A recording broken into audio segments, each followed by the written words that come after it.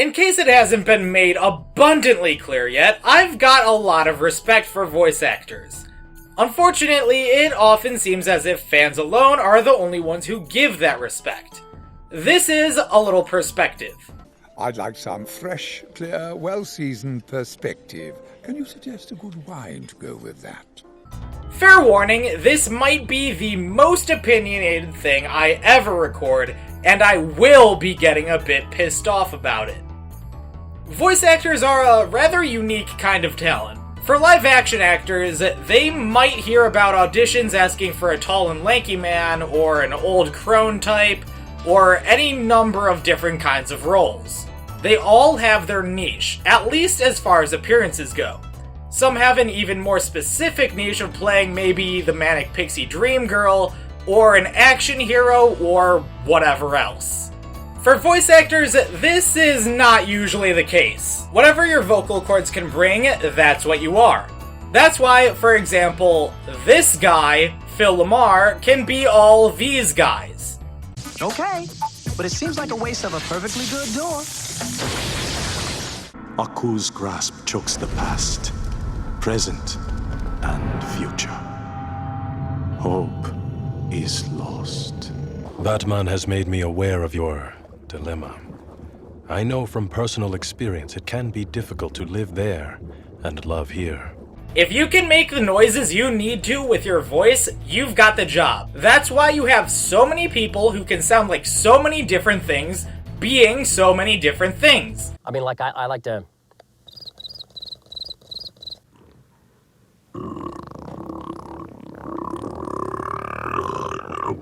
Their vocal range and imagination to create sound is quite impressive, and a rather hard thing to cultivate. And it's not just catchphrases either. Plenty of people can throw out a decent Jeepers! Jinkies! Dang, I still don't have a catchphrase. But can you be that same character talking a mile a minute? Can you be that character slowly going insane? Or how about this? Can you play that character as well as dozens of clones of your character, all slightly different to show that they're actually individuals, but still similar enough to show that they've got the same genetic makeup? He'll strike a crippling blow to the Republic. Something has to be done. We can't risk the possibility that he might escape. As long as Krell's alive, he is a threat to every one of us. I agree. Chances are you can't, and that's why voice actors still find decent work in TV shows. However, movies require them for a much shorter period of time. While a show could last for several seasons, a movie is going to be about 2 hours and done with. I think because of this, animated movies don't really use voice actors anymore. They don't need their actors to tackle such a diverse range of situations, and a lot of the talent required across an entire animated series would not be used. Instead, they go to other established celebrities, despite that not being their expertise. And usually, they ask those celebrities to do a voice that is a little more than themselves. This is one of the reasons why I take issue with Robin Williams as the genie in Aladdin, but not with him as Ramon and Lovelace in Happy Feet. Disney had Robin Williams play Robin Williams. Warner Brothers had Robin Williams be Ramon and Lovelace. Hold up a moment. I'm going to play a few clips where an actor plays 3 different voice parts. First off, Chris Rock. I'm going to Alaska. Moose blood. Crazy stuff. Blows your head off. It was on the fence for a while. People like, good man, Batman. Good man, Batman. Now it's official. You are a good man. I don't know. This place is crack-a-lacking. Oh, I can hang here. I can hang here. Barely any variation, if any at all. That's just Chris Rock playing Chris Rock. Now I'm going to play 3 more of the same actor, this time David Ogden Stiers. About the natives, I'm counting on you to make sure those filthy heathens don't disrupt our mission. Using a little girl for a shield. This is low even for you! Lumiere, stand watch at the door and inform me at once if there is the slightest change. It's totally different characters this time around. You don't have him playing himself. This is why voice actors are so much better in most animated roles. If you're talking about The Matrix and someone keeps reminding you that Neo is Keanu Reeves, you're gonna get mad at them. No, that's not Keanu Reeves. That's Neo. They're different. One is an actor and one is a character. That same thing applies to voice roles. When an actor plays themselves all the time, it's usually boring and usually lazy, and it makes it that much more insulting when Chris Rock goes on stage at the Oscars claiming that it's the easiest job in the world. It's the easiest job in the world. I go in a booth and I go, what's the line? And the guy goes, it's time to go to the store. And then I go, it's time to go to the store. And then they give me $1 million. I know you're a comedian, Chris, and you're just trying to be funny. But with all due respect, fuck everything you just said as well as your attitude while saying it. Of course it was easy for you. They paid you to be Chris Rock, with the same happy monotone voice that you carry everywhere, not to be Marty the Zebra.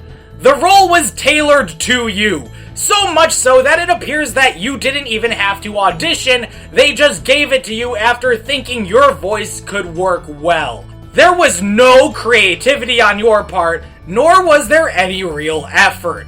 And voice actors do not get paid $1 million for their work.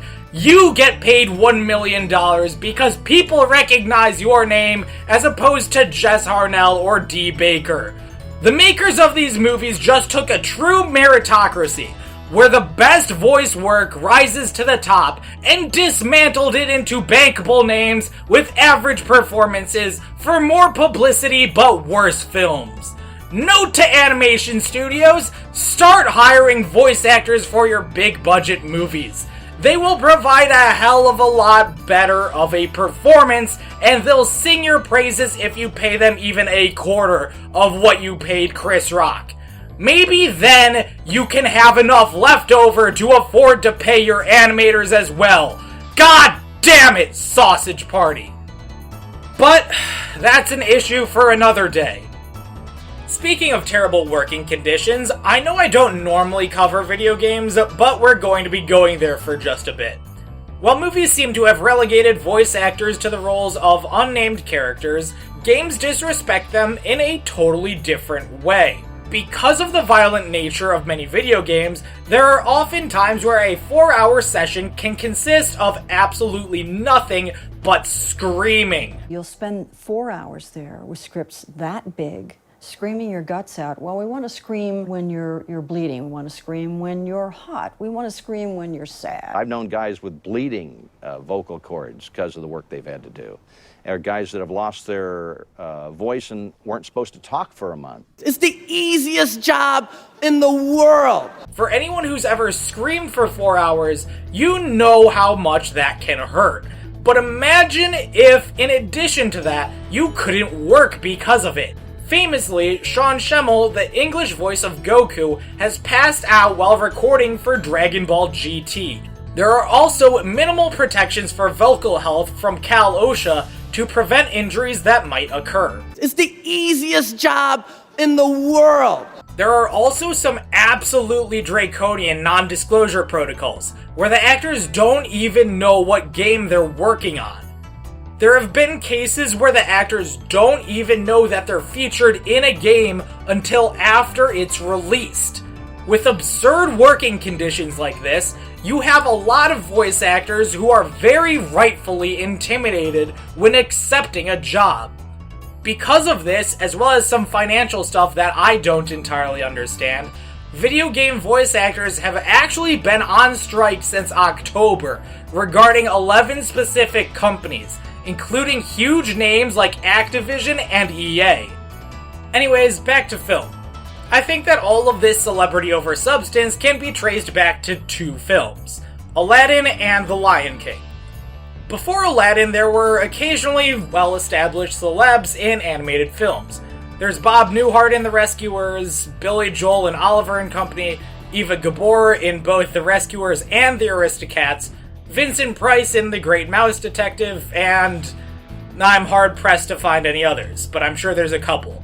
Everyone else are primarily voice actors or not very well known. Cue Aladdin. Robin Williams plays the genie, is absolutely charming, and generally the most marketable part of the film. Disney made a killing on it. The Lion King, the follow-up, had Matthew Broderick, James Earl Jones, Jeremy Irons, Rowan Atkinson, Whoopi Goldberg, and Nathan Lane. Far more stars than ever used before, and Disney made around double that killing that they made on Aladdin. Since then, animated films have all but ceased using actual voice actors at all. Instead, we've got Storks last year that used a voice actress, Katie Crown, in a lead role. Before that, hell, I can't tell you when the last time that happened was. Well, WALL-E stars a sound designer, does that count? Ed Asner has had plenty of voice roles in the past as well, so I guess that does without a doubt. Aside from those two, though, it's just well-known actors in Disney, Pixar, DreamWorks, Blue Sky, Warner Animation Group, and so on. If you've heard of the movie, chances are any voice actors in it are going to be credited as additional voices. Point is, there's just not work for voice actors in animated film. Do you understand just how disgusting it feels for me to say that? The people who are the absolute best at what they do are being replaced by celebrities who don't need the work, don't do as well of a job, aren't as qualified, so on and so forth. The people who deserve the roles are not getting them, because instead every single role is written for an established live-action actor. You might ask, but what about actors who want to legitimately get into the business? They've got to start somewhere. You're being very elitist. Well, yes. Yes, I am being elitist. But, for the record, I have nothing against those who do a fair amount of both acting and voice acting, like Seth Green, Kristen Schaal, or Elijah Wood. I also have nothing against the actors who take the voice roles tailor-made for them.